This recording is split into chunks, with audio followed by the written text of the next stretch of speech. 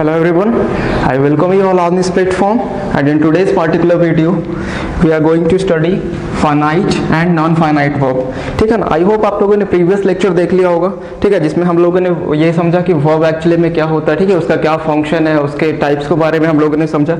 ऐसे इसका ओवरव्यू भी साइड में दिया गया है, ठीक है ना। जैसे हम लोगों ने कल क्या पढ़ा कि वर्ब क्या होता है, एक वर्ड जो क्या रेफर कर रहा होता है, एक्शन को, ठीक है, एक्शन रेफर कर रहा होता है, वो एक इवेंट रेफर कर रहा होता है, या पोजीशन या स्टेट ऑफ बीइंग। ठीक है, हम लोगों ने ये समझा कि स्टैटिक वर्ब क्या होता है, डायनेमिक वर्ब क्या होता है, मेन वर्ब क्या होता है, ठीक है ना। सारे वर्ब्स को हम लोगों ने समझने की कोशिश की, ठीक है। अब यहाँ पे देखो, यहाँ पे ओवरव्यू दिया गया है कि वर्ब को दो पार्ट में हम लोगों ने कैटेगराइज किया था, फाइनाइट, नॉन फाइनाइट, ठीक है ना। उसके बाद फिर इन्फिनेटिव, जेरंड, पार्टिसिपल, ठीक है। फिर इसको पार्ट में main verb, lexical verb, axillary verb, ठीक है, linking verb, static verb, primary verb, model axillary, ये सब हम लोगों ने ट्रांजिटिव, इंट्रांजिटिव, रेगुलर, मतलब क्या क्या हमें पढ़ना है वो कल के वीडियो में हम लोगों ने देख लिया था, ठीक है। तो उसी सीरीज को आगे बढ़ाते हुए हम लोग फाइनाइट एंड अनफाइनाइट को डिस्कस करते, फिर वन बाई वन करके, ठीक है, समझते जाएंगे।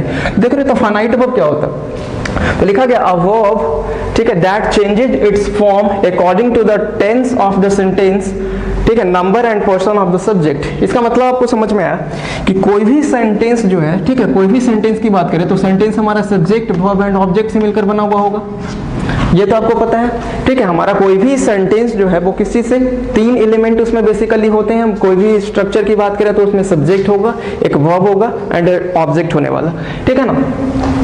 तो अब यहाँ पे बोला गया ना कि ये जो वर्ब यूज होगा, इसी वर्ब फॉर्म की हम बात कर रहे हैं, ये जो वर्ब का फॉर्म होगा ना, ठीक है, अगर वो सब्जेक्ट के अकॉर्डिंग चेंज हो रहा है, ठीक है, यही जो वर्ब यूज होता है जो सब्जेक्ट के अकॉर्डिंग चेंज होता है उसे हम क्या बोलते हैं, फाइनाइट वर्ब। आप एग्जांपल से क्लियर हो जाएगा।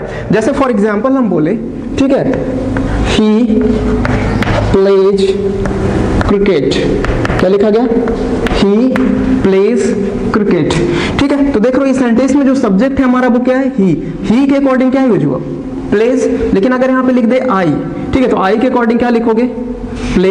आई के अकॉर्डिंग क्या लिखोगे, प्ले, ठीक है, तो आई प्ले क्रिकेट हो जाएगा, समझ लो ना, आई प्ले क्रिकेट हो जाएगा। देख लो तो आई के अकॉर्डिंग क्या होगा, ये प्ले, ठीक है। फिर से अगर यहाँ पे लिख दें सी, तो सी के अकॉर्डिंग क्या लिख दोगे, प्लेज, क्लियर। अगर इसका पास्ट फॉर्म चेंज किया जाए तो क्या लिख दिया जाएगा, ही प्लेड, प्लेड, ठीक है, आई प्लेड। फ्यूचर में लिखा जाएगा तो हो जाएगा क्या, सी विल प्ले। मतलब बोलने का मतलब क्या हो रहा है कि जो भी वर्ब, मतलब आप बोल सकते हो, यहाँ पे एक पॉइंट भी आपको लिखा हुआ है, it is the main verb of a sentence, ठीक है। जो हमारा फाइनाइट वर्ब होता है, जिस वर्ब की हम बात करते हैं, जो कि फाइनाइट कैटेगरी में हम लोग कैटेगराइज करते हैं, ठीक है, वो हमारे सेंटेंस का कौन सा वर्ब होता है, मेन वर्ब, क्लियर, जो कि हमारे सेंटेंस के सब्जेक्ट, ठीक है, जो सेंटेंस का सब्जेक्ट होगा। अब आप ये बेसिकली तो जानते ही हो कि अगर सब्जेक्ट हमारा सिंगुलर है तो वर्ब भी क्या होगा, सिंगुलर। अगर सब्जेक्ट हमारा प्लूरल है तो वर्ब भी क्या होगा, प्लूरल। यहां तक तो आप लोग जानते हो, ठीक है। अब बेसिकली एक बेसिक चीज आपको पता होना चाहिए कि कोई भी वर्ब का जो ओरिजिनल फॉर्म होता है ना, वो अपने आप में प्लूरल होता, ठीक है। जैसे अगर हम बात करें यहाँ पे ड्रिंक, ठीक है, एक वर्ड लिखा गया ड्रिंक। अब आपसे पूछा जाएगा कि ये जो वर्ड है ये सिंगुलर है कि प्लूरल है, तो आप बोलोगे ये प्लूरल है। क्या है ये, प्लूरल, ठीक है। इसको हम प्लूरल सब्जेक्ट के साथ यूज करेंगे। लेकिन जैसे इसको बना दिया जाएगा ड्रिंक्स, क्या बना दिया गया, ड्रिंक्स, तो ये क्या हो गया अब, सिंगुलर। मतलब एस ऐड करने से, एस या एस ऐड करने से वही वर्ब अब क्या हो जाता है, सिंगुलर कैटेगरी में।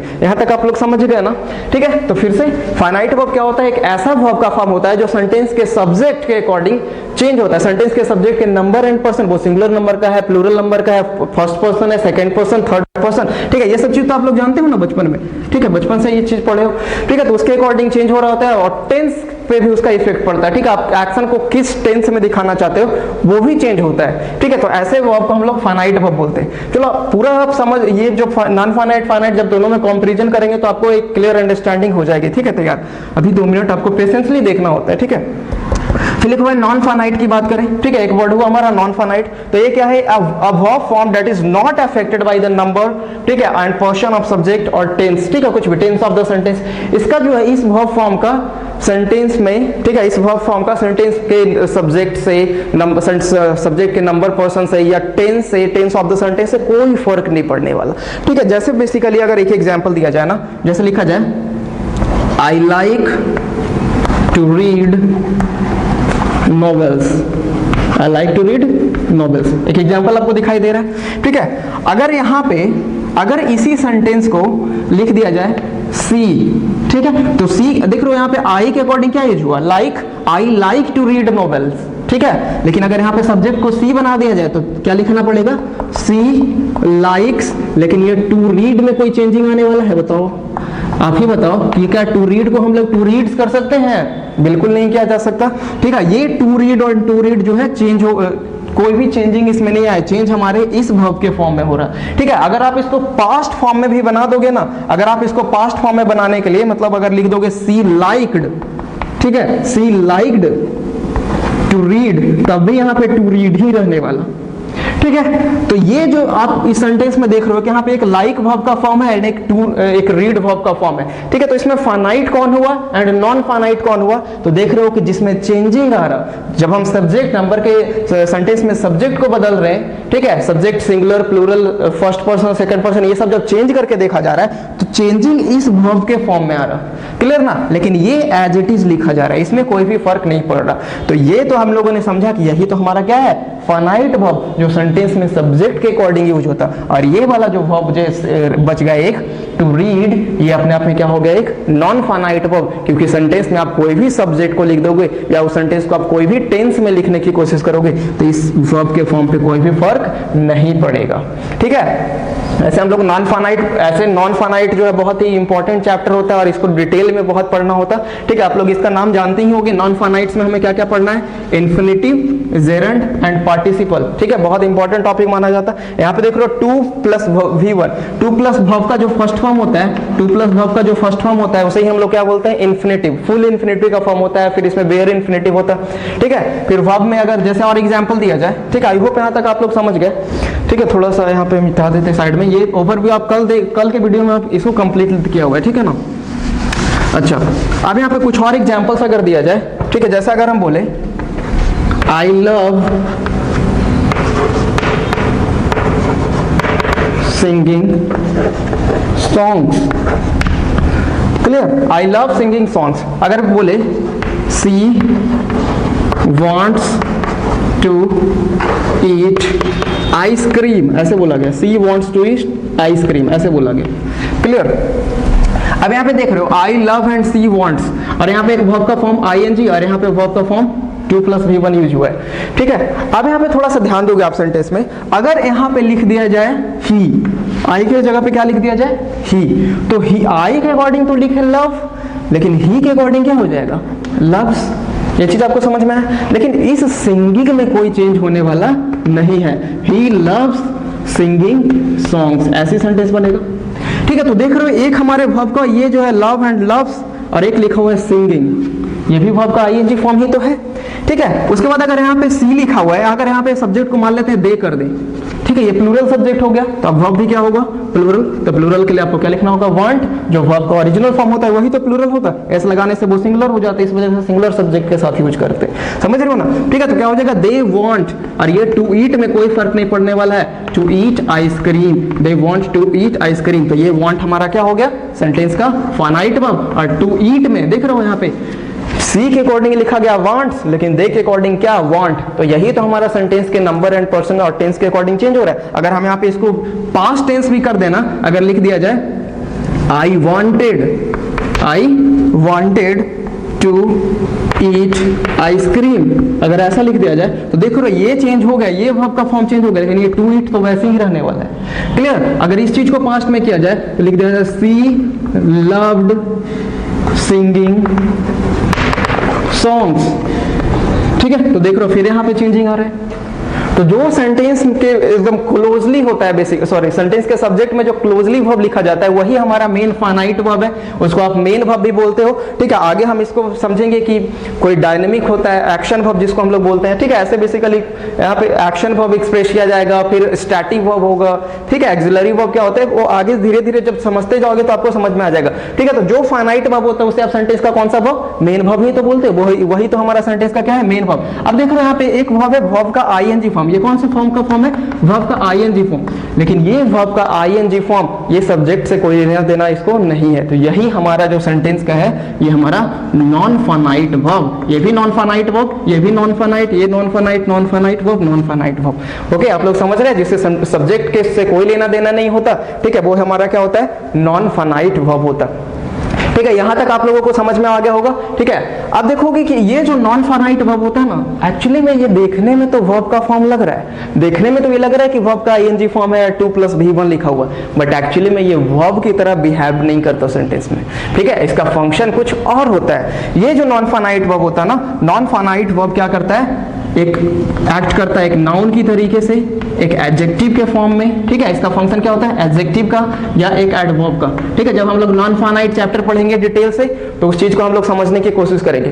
ओके, अभी हम लोग बेसिकली थोड़ा सा और एग्जांपल से आपको क्लियरिटी आ जाएगी। पहले अभी यहां तक समझ गए कि फाइनाइट क्या हो रहा है, नॉन फाइनाइट क्या हो रहा है। अभी कुछ और एग्जांपल्स देते हैं तो आपको समझ में आ जाएगा। ठीक है ना, ऐसे एक लाइन यहां पे लिख देते हैं कि नॉन फाइनाइट वर्ब जाओ क्या होता है। ठीक है ना, इट एक्ट्स, क्या बोलोगे? It acts as a noun, sorry, it acts as a noun, as adjective, an adjective, an adverb, ठीक है ना, of a sentence, या इन अ सेंटेंस कुछ भी बोल सकते हो। ठीक है ना, सेंटेंस में इसका देखने में ये वर्ब का फॉर्म है, लेकिन इसका फंक्शन क्या होता है? ये एक नाउन के तरीके से फंक्शन कर रहा होता है, या एक एडजेक्टिव का फंक्शन कर रहा होता है, या एडवर्ब का फंक्शन कर रहा होता है। ओके, यहां तक आई होप आपको समझ में आ गया होगा। अब हम लोग कुछ एग्जाम्पल्स देते हैं जिससे आपको और क्लियरिटी आती है। ठीक है, कुछ एग्जाम्पल दिया जाता है। ओके, जब हम लोग कुछ एग्जांपल्स के हेल्प से और फाइनाइट एंड नॉन फाइनाइट को क्लियर करते हैं। ठीक है ना, आप फर्स्ट एग्जांपल देख सकते हो, लिखा हुआ आई एंजॉय रीडिंग नॉवेल्स। क्या लिखा हुआ है? I enjoy reading novels. तो देखो ना, ये जो एंजॉय यूज हुआ, ये आई के अकॉर्डिंग यूज हुआ। ठीक है, अगर यहाँ पे सब्जेक्ट को कर दिया जाए सी, फिर से क्या कर दिया जाए? सी, तो सी के अकॉर्डिंग एंजॉय या एंजॉयज, सी के अकॉर्डिंग क्या हो जाएगा? एंजॉयज। लेकिन बताओ इस रीडिंग पे कोई फर्क पड़ने वाला है? ये तो रीडिंग ऐसा ही लिखा जाएगा, सी एंजॉयज रीडिंग नॉवेल्स। इसका मतलब हमें समझ में आया कि जब सेंटेंस में दो वर्ब का फॉर्म दिखाई दे बेसिकली, ठीक है, दो मेन वर्ब का फॉर्म जिसको बोलते हैं, ठीक है, मेन वर्ब का फॉर्म अगर दिखाई दे, ठीक है, तो जो सेंटेंस के नंबर एंड पर्सन के सब्जेक्ट के अकॉर्डिंग यूज होता है या टेंस के अकॉर्डिंग, ठीक है, जिस टेंस में अगर लिखना चाहते हैं, इसको एंजॉयड कर दिया जाए, मान लेते हैं इसको एंजॉयड कर दें। ठीक है ना, तो एंजॉयड तो आई एंड सी दोनों के अकॉर्डिंग सेम ही रहने वाला है, इससे कोई फर्क। लेकिन बताओ यहाँ पे रीडिंग तो रीडिंग ही रहेगा ना। ठीक है, रीडिंग नॉवेल्स। ठीक है ना, तो ये देख रहे हो कि रीडिंग तीनों के तीनों सेंटेंस में कॉमन है, चाहे यहाँ पे आप सब्जेक्ट दे लिखो, ही लिखो, कुछ भी लिखो, उससे कोई फर्क नहीं पड़ रहा। क्लियर ना, फर्क इस चीज में पड़ रहा है। तो ये हमारा क्या है? ये हमारा क्या है? Finite verb. ये क्या है हमारा? Finite verb. और यही हमारा हो गया क्या? Non finite verb, non finite verb. ठीक है, यहां तक समझे आप लोग? अच्छा, अब यहाँ पे फिलहाल के लिए इसको बोल देते हैं। हम लोगों ने अभी देखा कि जो नॉन फाइनाइट वर्ब्स होती है वो सेंटेंस में या तो एक नाउन का फंक्शन कर रहा होगा, या तो एक एडजेक्टिव का फंक्शन, या तो एक एडवर्ब का फंक्शन। ठीक है ना, अगर हम यहाँ पे बोल दें कि अभी एक नाउन है, क्लियर ना, आपको ये समझना हो, देखने में तो वर्ब लग रहा है बट ये फंक्शन किस चीज का कर रहा है? नाउन। जब हम लोग नॉन फाइनाइट वर्ब डिटेल से डिस्कस करेंगे तो इन्फिनेटिव, जेरंड एंड पार्टिसिपल में आपको बहुत कुछ पढ़ना है। ठीक है, तो उसको सबसे लास्ट वर्ब का सबसे जब लास्ट का लेक्चर होगा ना तो उसको कवर किया जाएगा, नॉन फाइनाइट वर्ब का अलग टॉपिक। क्लियर ना, अभी फिलहाल के लिए आप समझ सकते हो। लिखो the chair is broken, the chair is broken. अब देखो यहाँ पे इज जो वर्ब का फॉर्म है, अगर पूछा जाए बच्चे से कि इज क्या है तो आप लोग बोलोगे ये हेल्पिंग वर्ब होता है। ठीक है ना, इज, लेकिन कल भी बताएगा कि इज, एम, आर, वाज पर हमेशा हेल्पिंग वर्ब नहीं है। यहाँ पे ये हेल्पिंग नहीं है, यहाँ पे क्या है? स्टैटिक वर्ब है। ठीक है, और स्टैटिक वर्ब है तो बोल सकते हैं क्या है? फाइनाइट वर्ब, इसी के अकॉर्डिंग तो यूज हुआ। अगर आप यहाँ पे कर दोगे द चेयर्स, ठीक है ना, द चेयर्स, तो चेयर्स के अकॉर्डिंग क्या लिखना होगा? आर। तो देख रहे हो चेंजिंग इसमें आ रहा है, लेकिन ब्रोकन का तो ब्रोकन ही रह जाएगा। अब ये ब्रोकन होता क्या है? वर्ब का third form. Broke, break, broke, broken, ये होता तो वर्ब का थर्ड फॉर्म है। ठीक है ना, लेकिन इस ब्रोकन से ये वर्ब का थर्ड फॉर्म तो है, लेकिन यहाँ पे ये एडजेक्टिव है, ये पास्ट पार्टिसिपल है। ठीक है ना, इसे समझेंगे कि कैसे ये चीज होता है। ये कोई वर्ब का फॉर्म देखने में तो वर्ब का फॉर्म लग रहा है, लेकिन यहाँ पे एक एडजेक्टिव, एक पास्ट पार्टिसिपल है। यहाँ पे क्या? चेयर के स्टेट को बताया जा रहा है, उसके अवस्था को बताया जा रहा है ना, कि चेयर क्या है? टूटी हुई है, वो चेयर की स्टेट है। इस वजह से यहाँ पे एक फाइनाइट वर्ब, ये दोनों जो फाइनाइट वर्ब हुआ, आप इसको स्टैटिक वर्ब भी बोल सकते हो। क्लियर? ठीक है। और यही सेंटेंस का मेन वर्ब भी है। कौन सा वर्ब? यही सेंटेंस का मेन वर्ब बोल सकते हो, फाइनाइट वर्ब है, स्टैटिक वर्ब है।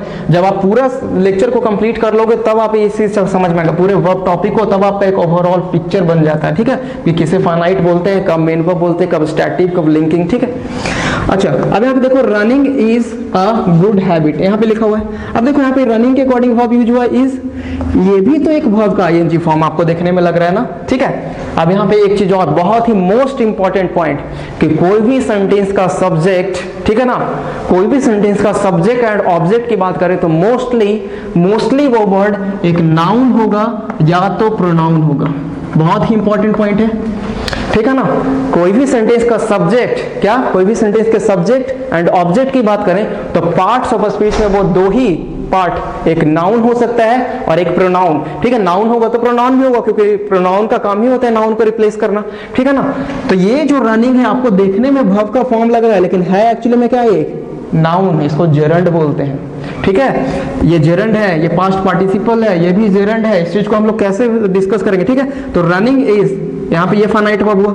फिर लिखा हुआ I play cricket every day. अच्छा, ये प्ले अपने सेंटेंस का फाइनाइट वर्ब है। अब यहाँ पे सी कर दो तो सी के अकॉर्डिंग क्या हो जाएगा, प्लेज। अगर इसको पास्ट बनाना चाहो तो पास्ट में लिख दोगे प्लेड। तो देख रहे हो ये सब चेंज हो रहा है, तो ये हमारा फाइनाइट वर्ब हो गया।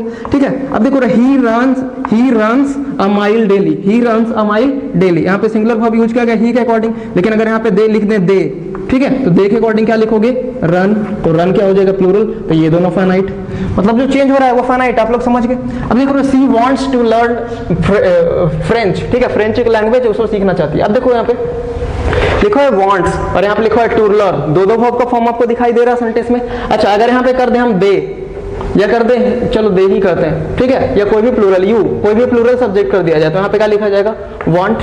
क्या लिखा जाएगा, वांट। सी और ही के अकॉर्डिंग तो वांट्स, लेकिन यू, दे, ये सब के अकॉर्डिंग क्या हो जाएगा, वांट। लेकिन बताओ इस टू लर्न में कोई चेंजिंग आएगा, टू लर्न तो वैसे ही रहने वाला। ये जो टू लर्न है इसमें कोई चेंजिंग नहीं आया, तो ये हमारा क्या है, फाइनाइट। इसको हम लोग इन्फिनिटिव बोलते हैं। क्या बोलते हैं, इन्फिनिटिव। ठीक है, ये भी आप सेंटेंस में किस चीज का फंक्शन कर रहा होता है, बेसिकली नाउन का। वो आपको धीरे धीरे चीजें समझ में आ जाएगी। ठीक है, फिर लिखा हुआ I like to take coffee, I like to take coffee. यहाँ पे भी लाइक एक वर्ब का फॉर्म, एक टेक वर्ब का फॉर्म। ठीक है, या आप इसको बोल सकते हो I like taking coffee, I like taking, वैसे लिखा जाएगा आई लाइक टेकिंग कॉफी। ठीक है ना, ये हमारा दोनों नाउन का फंक्शन कर रहा होता है। अच्छा, अब यहाँ पे समझोगे, अगर बाय द वे दोनों के सब्जेक्ट में क्या कर दिया जाए, सी या ही। ठीक है, तो सी एंड ही के अकॉर्डिंग आपको क्या लिखना होगा, लाइक्स, लाइक्स। लेकिन लाइक्स ये तो चेंज हो गया, लेकिन ये चेंज होगा, सेंटेंस क्या बनेगा, सी लाइक्स टू टेक कॉफी या सी लाइक्स टेकिंग कॉफी। समझ रहे हो ना, इसमें चेंजिंग नहीं आएगा। ये टेकिंग है तो दोनों, कोई भी सब्जेक्ट कर दो तो टेकिंग ही रहेगा, टू टेक है तो कोई भी सब्जेक्ट कर दो तो टू टेक ही रहेगा। तो वो हमारा नॉन फाइनाइट हुआ। फिर लिखो Alyssa went to the USA to study. देख रहे हो यहाँ पे दो वर्ब है, एक वेंट एंड टू स्टडी। तो अब बताओ वेंट क्या हुआ, फाइनाइट, ये क्या हो गया, नॉन फाइनाइट। बस आप लोग समझ गए। एप्पल इज, तो एक ही वर्ब, जब सेंटेंस में एक ही वर्ब हो और कोई भी वर्ब का फॉर्म नहीं हो, ठीक है, बेसिकली कुछ भी हो सकता है, इज हमारे बेस नॉर्मली, ठीक है, तो वो हमारा क्या होगा, सेंटेंस का मेन वर्ब ही होगा। ठीक है ना, या उसको फाइनाइट वर्ब कोई भी नेम दे, फाइनाइट वर्ब ही तो मेन वर्ब बेसिकली है। ठीक है, उसके बाद अगर एप्पल्स वर्ब का प्लूरल कर दिया गया तो यहाँ पे वर्ब का फॉर्म क्या होगा, प्लूरल। ठीक है, तो ये भी हमारा सेंटेंस का क्या है, मेन वर्ब। जब सेंटेंस में ओनली एक ही वर्ब हो, ठीक है ना, या तो वो इज, एम, आर, वाज, वर या कोई भी वर्ब फॉर्म हो, तो वो ऑलवेज मेन वर्ब ही होगा। क्लियर। फिर लिखा हुआ है आई फाउंड, फाउंड यहाँ पे वर्ब का कौन सा, सेकंड फॉर्म हुआ। His office at a walking distance. देख रहे हो वॉकिंग भी आपको वर्ब का फॉर्म ही दिखाई दे रहा, बट यहाँ पे ये वर्ब नहीं है, यहाँ पे क्या है, एक एडजेक्टिव है। ठीक है, ये हमारा नॉन फाइनाइट वर्ब हुआ। ओके, और ये भी, ये हमारा क्या हो गया, सेंटेंस का फाइनाइट वर्ब। क्लियर। और एक एग्जांपल लिखा हुआ है, he loves to cook, he loves to cook, या आप इसको बोल सकते हो ही लव्स कुकिंग। ठीक है, हम लोग ये आगे समझेंगे कि बहुत सारा ऐसा वर्ब होता है जिसके बाद जेरंड का यूज होता है, बहुत सारा ऐसा वर्ब्स है जिसके बाद इन्फिनेटिव्स का यूज करते हैं। ठीक है, और कुछ ऐसे भी वर्ब्स होते हैं जो कि दोनों, ठीक है, इन्फिनेटिव्स एंड जेरंड्स दोनों का यूज किया जाता है। ठीक है, अब देख रहे हो ही के अकॉर्डिंग लव्स यूज किया गया, लेकिन अगर यहाँ पे लिख दिया जाए दे, अगर सब्जेक्ट को प्लूरल बना दिया जाए तो दे के अकॉर्डिंग क्या लिखोगे, love. They love to cook, या सेंटेंस बोला जाएगा दे लव कुकिंग। ठीक है ना, दे लव कुकिंग। क्लियर। तो आप देख रहे हो कि चेंजिंग हमारा किस चीज में आ रहा है, इस वर्ब के फॉर्म में। इस वर्ब के फॉर्म में कोई चेंजिंग आ रहा है, टू कुक है तो आप सेंटेंस के सब्जेक्ट को सिंगुलर कर दो, प्लूरल कर दो, या कोई भी टेंस में लेकर चले जाओ, आप पास्ट में भी इसको कन्वर्ट कर दोगे। ठीक है ना, अगर लिख दिया जाए दे लव्ड, ठीक है ना, तो दे लव्ड कुकिंग ही होगा। ठीक है ना, या लिखा जाएगा ही लव्ड टू कुक। तो आपको ऑब्जर्वेशन से एक चीज पता चल रहा है कि वर्ब जो सेंटेंस के सब्जेक्ट के क्लोज लिखा हुआ है उसी में चेंजिंग आ रहा है, वही सिंगुलर हो रहा है, प्लूरल हो रहा है या पास्ट टेंस में जा रहा है, लेकिन आगे जो वर्ब का फॉर्म दिख रहा है ना, चाहे वो इन्फिनेटिव का फॉर्म हो, जेरेंड का फॉर्म हो, उसमें कोई भी चेंजिंग नहीं आ रहा। ठीक है, तो आपको बेसिकली समझ में आ गया कि जब सेंटेंस के वर्ब में दो फॉर्म दिखाई दे, दो कौन सा फॉर्म, मेन वर्ब का फॉर्म जिसे समझते हो, ठीक है, मेन वर्ब का अगर दो फॉर्म दिखाई देता तो जो एक वर्ब का फॉर्म होता है वो हमारा क्या होता, फाइनाइट वर्ब। ठीक है ना, लेकिन आगे वाला जो फॉर्म है ना वो एक्चुअली में एक वर्ब नहीं है, देखने में वर्ब तो वो लग रहा है जरूर, लेकिन उसका फंक्शन क्या होता है हम लोगों ने पढ़ा, उसका फंक्शन एक नाउन का हो रहा होता है, या तो एक एडजेक्टिव का फंक्शन कर रहा होता है, या एक एडवर्ब का फंक्शन कर रहा होता है। ठीक है, आपको फिर से बोल दिया जाता है कि नॉन फाइनाइट वर्ब को हम लोग स्पेशल एक टॉपिक बनाकर इन्फिनेटिव्स, जेरेंड एंड पार्टिसिपल को बहुत ही डिटेल में पढ़ना है। ठीक है, बहुत ही अच्छा, बहुत ही वेटेज रखता है हर एक लेवल पे, ठीक है ना, हर एक एग्जाम के लिए। ओके, तो आपको finite and non finite basically समझ में आ गया होगा। आप इसका जो हैंड रिटन पीडीएफ इसके डिस्क्रिप्शन से डाउनलोड कर सकते हो। ठीक है, आप इसका पार्टिकुलर कॉपी पे नोट्स बनाते चलोगे। ठीक है, क्योंकि क्लासेस सिस्टमेटिक चल रही है। ठीक है, आपका कल लेक्चर 1 अपलोड हुआ था, उसका भी पीडीएफ है, आप नोट्स बनाते चलो, सेकंड का भी नोट्स बनाते चलो। ठीक है, उसके बाद आपको होमवर्क के फॉर्म में डिस्क्रिप्शन में कुछ दिया जाएगा, होमवर्क कंप्लीट करके। ठीक है, और अगर आपको कोई डाउट होगा तो डाउट भी कमेंट सेक्शन में कमेंट कर सकते हो, आपको एकदम पार्टिकुलर पर्सनल आपको डाउट को क्लियर किया जाएगा, या व्हाट्सएप ग्रुप में आप सेंड कर सकते हो, वहां पे भी डाउट क्लियर किया जाएगा। ओके, तो हम नेक्स्ट वीडियो में नेक्स्ट वर्ब का जो पार्ट होगा, ठीक है, हम लोग बेसिकली एक्शन वर्ब क्या होता है, डायनेमिक वर्ब क्या होता है, हेल्पिंग वर्ब, एक्सिलरी वर्ब क्या होता है, लिंकिंग वर्ब होता है, ये सब पूरा समझने की कोशिश करेंगे। ओके, तो see you in the next video, keep smiling, keep practising, take care, thank you.